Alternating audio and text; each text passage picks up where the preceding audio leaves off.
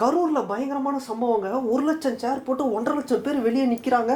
கொற்ற மழையில கொடை பிடிச்சிக்கிட்டு தமிழ்நாட்டை நாங்க இனி தலைகுனிய விட மாட்டோம் அப்படின்னு பேசிட்டு இருக்காங்க. அந்த மாதிரி ஒரு தரமான சம்பவங்க. ஐயோ, கரூர்ல ஒரு மாதிரி ஆயிடுச்சுங்க அப்படின்னு இன்னைக்கு நிறைய இன்ஃப்ளூயன்சர்ஸ் வந்து பேசிட்டு இருக்கிறத நம்ம கேட்டுட்டு இருப்போம். இது என்ன, இந்த மேட்ரு என்ன அப்படிங்கிறது இந்த வீடியோ நம்ம ஃபுல்லா பார்ப்போம். ஏங்க கரூர்ல தரமான சம்பவங்க அப்படின்னு கூமாப்பட்டி தங்கராஜ் அவரு தான் இன்னும் ப்ரொமோஷன் பண்ணலன்னு நினைக்கிறேன். கிட்டத்தட்ட ஊர்ல இருக்கிற எல்லா தமிழ்நாட்டில் இருக்கக்கூடிய இன்ஃப்ளூயன்சர்ல பாதி பேர் வந்து இந்த மாதிரி வீடியோ போட்டாங்க.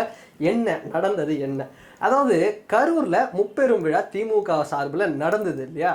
அதுல 1,00,000 சேர் போட்டாங்களாம். 1,50,000 பேர் வெளியே நின்னாங்களாம். இனிமேல் நாங்கள் தமிழ்நாட்டை தலைகுனிய விட மாட்டோம்னு சொன்னாங்களாம். இந்த மாதிரி எல்லா விஷயமும் இருந்தது. ஒரு பக்கம் நியூஸ் சேனல்ஸில் அங்கே சேரெல்லாம் கொஞ்சம் கொஞ்சம் காலியாக இருந்ததும் அப்படின்னு சொன்னாங்க. இந்த வீடியோ போட்ட இன்ஃப்ளூயன்சர்ஸ்க்கெலாம் டிவிகே சைடில் இருந்தோம், ஏடிஎம்கே சைடில் இருந்தோம், மற்ற பொலிட்டிக்கல் பார்ட்டிஸில் இருந்தோம். நீங்கள் எதுக்கு இந்த மாதிரி பண்ணீங்க, என்ன நடந்ததுன்னு தெரியாமல் காசை வாங்கிட்டு இந்த மாதிரி ப்ரொமோஷன் பண்ணுறீங்களே அப்படிங்கிற மாதிரி திட்டின உடனே சில பேர் என்ன பண்ணாங்க, அந்த வீடியோவை எடுத்துட்டாங்க. இது எதுக்காக பண்ணாங்கன்னா, எங்களுக்கு வந்து ஃபாலோவர்ஸ் தாங்க முக்கியம், இவங்க கொடுக்குற ஒரு 10,000 முக்கியம் கிடையாது, இந்த மாதிரி போட சொன்னாங்க நான் போட்டேன் அப்படின்னு வந்து சில பேர் வந்து வீடியோ வந்து டெலிட் பண்ணிட்டாங்க, இது பண்ணிட்டாங்க. இது என்ன மேட்ரு அப்படின்னா, டிஎம்கே அதாவது டிவிகே கட்சிக்கு வந்து சேரெல்லாம் வந்து கொடுக்க மாட்டாங்க, அதாவது பக்கத்து ஸ்டேட்லேருந்து கொண்டு வந்தாங்க அப்படின்னு சொல்கிறாங்க. இந்த சேரை வச்சு ஏதாவது வந்து ஒன்று பண்ணுவோம், விஜயை அட்டாக் பண்ணுவோம் அப்படிங்கிற மாதிரி பண்ணாங்களா எனக்கு என்னன்னு தெரியல. ஆனால் ஒன்று மட்டும் நான் சொல்லிக்கிறேங்க, ஒரு டிஸ்க்ளைமர். இந்த வீடியோவில் நான் டிஎம்கேவோ இல்லை அங்கே இருக்கக்கூடிய பொலிட்டீஷியன்ஸோ, அங்கே இருக்கக்கூடிய 60, 70, 80 வயசு அரசியல்வாதிகளோ நான் வந்து விமர்சனம் பண்ண போகிறதில்ல. நான் இங்கே என்ன சொல்ல போகிறேன் அப்படின்னா, இங்கே இருக்கக்கூடிய இன்ஃப்ளூயன்சர்ஸ் நீங்கள் அவங்களுக்கு தான் நான் ஒரு சில விஷயத்த சொல்ல போகிறேன். தயவுசெய்து நீங்கள் ஒரு நியாயத்தோடு நடந்துக்கங்க. அதாவது பாலிடிக்ஸ் என்ன நடக்குது. இப்போது நான் ஒன்றே கேட்குறேங்க. என்டிடிவியில் இருக்கக்கூடிய ஒரு நியூஸ் ரீடரை டிவிகே கட்சியில் இருக்கக்கூடிய ஒரு சின்ன பையன் டான்ஸ் ஆடிக்கிட்டே மரியாதை தெரியாமல் போகிறான், நாகரிகம் தெரியாமல் போகிறான், அந்த அவரோட கட்சி கொடி எடுத்து அவர் தலையில் சுற்றுறான். அவர் எவ்வளோ பெரிய ஜேர்னலிஸ்ட், நியூஸ் ரீடர் தெரியுமா? தமிழ்நாட்டு மானமே போச்சு. இங்கே இருக்கிறவங்கலாம் வந்து ஒரு மாதிரி பார்க்குறாங்க, தமிழ்நாட்டுக்கே அசிங்கம், தமிழ்நாட்டை தலைகுனியை வச்சிட்டாங்க அப்படின்னு எல்லாரும் போட்டு வந்து திட்டிகிட்டு இருந்தீங்க. அந்த பையன் டிவிக்கேல இருந்தவர் ஏதோ விஜய் சாரோட ஃபேனாக இருக்கலாம், அது ஏதோ ஒரு ஒரு உற்சாகத்தில் ஏதோ ஒன்று பண்ணிட்டாரு. அதை வந்து அதனால் வந்து தமிழ்நாட்டுக்கு மானமே போயிருச்சான். ஆனால் இப்போ இங்கே இருக்கக்கூடிய இன்ஃப்ளூயன்சர்ஸ்க்கு நீங்கள் பண்ணக்கூடிய வேலை என்ன? இதனால் வந்து தமிழ்நாட்டோட மானம் வந்து போலையா? அதாவது என்ன ப்ரொமோஷன், என்ன மேட்ச், என்ன டீமுன்னே தெரியாமல் யாரோ ஒரு சிலர், பாலிட்டிக்ஸ்னால் எனக்கு என்னன்னே பெருசாக தெரியாதவங்க கூட ஏதோ எனக்கு ஒரு ப்ரொமோஷன் வருதுன்றதுக்காக ஏதோ ஒரு விஷயத்த வந்து பண்ணுறீங்க. நான் ஒன்று கேட்குறேன். இன்றைக்கி ஏதோ ஒரு பொலிட்டிக்கல் பார்ட்டிலேருந்து இந்த மாதிரி கொடுக்குறேன் அப்படின்னு சொல்கிறாங்க. நீங்கள் வந்து டக்குன்னு ஒரு வீடியோ போடுறீங்க. நாளைக்கு இப்போ ஒரு உதாரணத்துக்கு இங்கே இருக்கக்கூடிய இன்ஃப்ளூயன்சர்ஸ் எல்லாருமே யங்ஸ்டர்ஸ் தானே.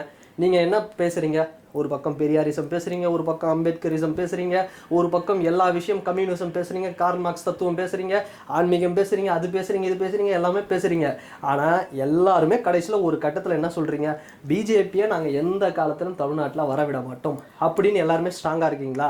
ஆனால் நான் சொல்கிறேன், இதே லெவலில் இன்ஃப்ளூயன்சர்ஸ் நீங்கள்லாம் வந்து பண்ணிட்டு இருந்தீங்கன்னா கண்டிப்பாக பிஜேபி 234 தொகுதியிலும் தமிழ்நாட்டில் ஜெயிக்கும். 234க்கு 234 பிஜேபி அமோக வெற்றி பெறும். இந்த மாதிரி காசை வாங்கிட்டு இந்த மாதிரி ப்ரொமோஷன் பண்ணிவிட்டு பாலிடிக்ஸ்னால் என்னென்னே வந்து ஒரு பேஸ் இல்லாமல் நம்ம வந்து எதுக்காக என்ன பர்பஸ்க்காக பண்ணுறோம், வெறும் காசுக்காக நம்ம பண்ணுறோம் அப்படின்னா கண்டிப்பாக நாளைக்கு பாருங்கள் பிஜேபிக்கு இப்போ ஒரு கான்ஃபிடென்ட் வந்திருக்கும் தமிழ்நாட்டில். ஆஹா சூப்பரா, இங்கே இருக்கக்கூடிய இன்ஃப்ளூயன்சர்ஸு யங்ஸ்டர்ஸு காசு கொடுத்தா போதும் போல் நல்லா ப்ரொமோஷன் பண்ணி விட்றானுங்க பசங்க, நல்லா ப்ரொமோஷன் பண்ணுறானுங்கடா அப்படிங்கிற மாதிரி நல்லா சூப்பராக அப்படியே வந்து இவனுங்க எல்லாம் வந்து வச்சு நம்ம வந்து தமிழ்நாட்டில் திராவிடத்தை ஓம குத்தலாம்டா அப்படிங்கிற மாதிரி ஒரு முடிவுக்கு வந்துருப்பாங்க இந்நேரம். நீங்கள் வேணால் பாருங்களேன், இங்கே இன்னும் பல கட்சிகள் வரும், பஜ்ரங்கதள், அப்புறம் இந்துத்துவா அமைப்புகள், நிறைய கட்சிகள் வந்து வரும். நார்த் இந்தியாவில் இருக்கக்கூடிய எல்லா கட்சிகளும் வரும். அவங்களுக்கு வந்து இப்போ சூப்பர் ரூட் ஒன்று போட்டு கொடுத்துருக்கீங்க. ஓகே, பணத்தை இறக்குனா தமிழ்நாட்டில் ஈஸியாக வின் பண்ணிடலாம் போல் அப்படின்னு. அப்படிப்பட்ட எல்லாருமே வந்து இந்த மாதிரி ஒரு விஷயம் பண்ணிங்கன்னா இதுதான் வந்து நடக்கும். அதனால் இங்கே இருக்கக்கூடிய யங்ஸ்டர்ஸுக்கு தான் நான் வந்து சொல்லிக்கிறேன். ஏன்னா 70, 80 வயசான அரசியல்வாதிகளை வந்து நம்ம வந்து பெருசாக எதுவும் பண்ண முடியாது. பாலிடிக்ஸ்னால் அவங்க பண்ண தான் செய்வாங்க, ஓகேவா? ஆனால் ஏன் பண்ணுறோம், எதுக்கு பண்ணுறோம் எதுவுமே தெரியாமல் ஒரு பக்கம் டிவிகே மாதிரியான கட்சியில் ஏதோ ஒரு சின்ன பையன் தப்பு பண்ணிட்டான்றதை அதை எடுத்து வந்து பயங்கரமாக வந்து மோசமாக தமிழ்நாடு வந்து தலை குனிஞ்சு போச்சு அப்படிங்கிற மாதிரி சொல்கிறீங்க. ஆனால் இப்போ இவ்வளோ ஒரு சீப்பான வேலை பண்ணுது, இது உங்கள் மனசாட்சியை தொட்டு நீங்களே சொல்லுங்கள். இதில் நிறைய பேர் வந்து அப்பாலஜிஸ் வீடியோ போட்டிருக்கீங்க, நாங்கள் பண்ணது தப்பு தான். அதுலேயும் ஒருத்தர் போட்டிருந்தாரு பாருங்கள், அதாவது எனக்கு என் ஃபாலோவர்ஸ் தான்டா முக்கியம். டேய் ஃபாலோவர்ஸ், நீங்கள் வந்து எனக்கு ஒரு வார்த்தை சொல்லியிருந்தால் நான் அதை டெலிட் பண்ணிட்டு போயிட்டுருப்பேன்டா.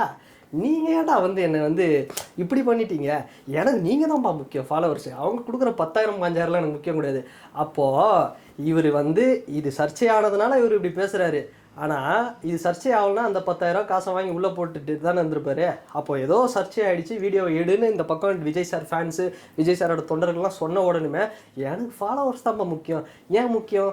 ஏன்னா அந்த ஃபாலோவர்ஸை வச்சு தான் இது மாதிரி இன்னும் ஒரு 100 ஒரு 500 ப்ரொமோஷன்ஸ் வந்து உங்களுக்கு கிடைக்கும். அதனால் வெறும் 10,000க்காக இவ்வளோ ஒரு ஃபாலோவர்ஸை இழந்துட்டேன் அப்படின்னா, தலைவா நீங்கள் ஃபாலோவர்ஸுக்கு எதுவும் பண்ண வேணாம், நீங்கள் காசுக்கும் எதுவும் பண்ண வேணாம், உங்கள் மனசாட்சி கொஞ்சம் உண்மையாக இருங்கன்னு தான் சொல்கிறோம். என்ன உங்கள் மனசாட்சிக்கு தெரியும். அதாவது ஒரு இதை பண்ணுறோம், ஒரு காசை வாங்குகிறோம், ஏன் பண்ணுறோம், என்னத்துக்காக பண்ணுறோம், அப்போ நம்ம நியூட்ரலாக இருக்கணுமா, ஒரு நடுநிலையோடு இருக்கிறோமா, கரெக்டாக இருக்கிறோமா, சரியான பாதையில் போகிறோமா. நீங்கள் காசு வாங்குங்க, எல்லாம் இது பண்ணுங்கள். எனக்கு நீங்கள் ஒரு கட்சிக்கு, அதாவது நீங்கள் இதில் சில பேர் விஜய் சாருக்கு ஓட்டு போடுறவங்க கூட இருக்கலாம், ஓகேவா. காசு நான் சும்மா ஒரு ப்ரொமோஷனுக்காக வாங்குறேன், ஓட்டு போடும்போது நான் வந்து விஜய் சாருக்காக போடுறேன், அப்படி இருக்கிறவங்க கூட வந்து சில பேர் இருக்கலாம். ஆனால் நான் என்ன சொல்ல வரேன் அப்படின்னா, காசு வாங்குறீங்க இல்லை ஏதோ ஒரு ப்ரொமோஷன் பண்ணுறீங்கன்னா அது என்ன ப்ரொமோஷன், எதுக்காக பண்ணுறோம், அங்கே நடந்தது என்ன, நியூஸ் சேனலில் என்ன காட்டுறாங்க, இதெல்லாம் வந்து பார்த்துட்டு ஒரு ஹெல்த்தியாக பண்ணுங்கள். அதை தான் வந்து சொல்கிறோம்.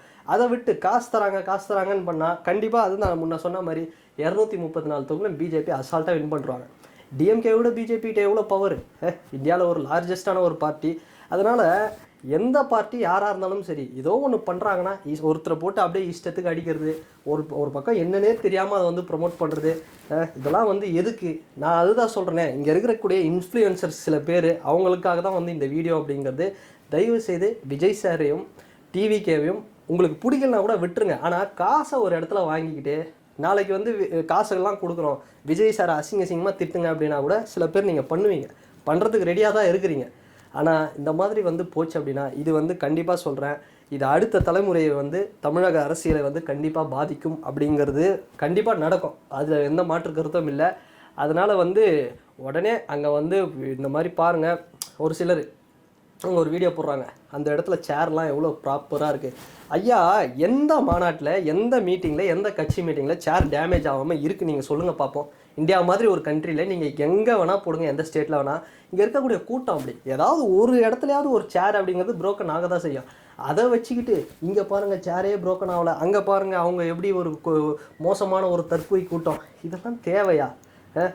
காசை வாங்கணுமா? ஏதோ அது இல்லை சார், எனக்கு இது பற்றி எதுவும் தெரியாது சார், அது விட்டுருங்க சார் அப்படின்னு போனால் போகுது. வேறு ஏதாவது ப்ரொமோஷன் பண்ணி ஒரு 10,000 5,000 20,000 சம்பாரிச்சிட்டேன். அதை விட்டுட்டு ஒரு என்ன நடக்குது, என்ன டீம், என்ன மேட்ச்னே தெரியாமல் பண்ணுறது, நான் ஏதோ சொல்கிறதுக்கு இல்லைங்க. ரொம்ப மோசமான ஒரு நிலை. தமிழ்நாட்டில் இருக்கக்கூடிய இன்ஃப்ளூயன்சர்ஸு இவங்கெல்லாம் வந்து கொஞ்சம் ஏதோ வந்து எனக்கு வந்து ஏதோ காசு வரல, வயிற்றுச்சல இவன் பேசுகிறான்டா அப்படிலாம் சொல்ல. நான் இப்போ சொல்கிறேன், இங்கே சொல்கிறேன், எனக்கு 1 லட்ச ரூபா